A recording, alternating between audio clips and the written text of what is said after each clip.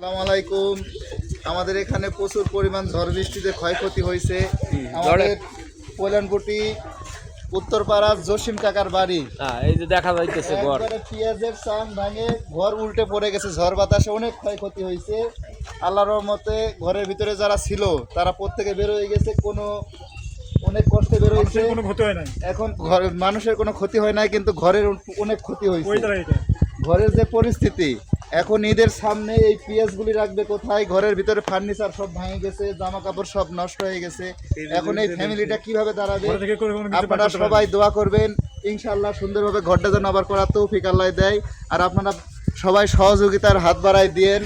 বর্তমান খুব কষ্টের মধ্যে আছে আমাদের জসিম কাকা, সে কাজে গেছে, এখন বাড়িতে নাই। তার বাড়িতে তার ছেলে মেয়ে ছাড়া আর কেউই নাই, দেখার মতো কেউই নাই। আপনারা যে যেখানে আছেন এই বাড়িতে আসেন, আইসা একটু হেল্প করেন। আপনারা আসেন, আপনাদের সবার কাছে আমরা অনুরোধ করে বলতেছি, আপনারা সবাই হেল্প করেন।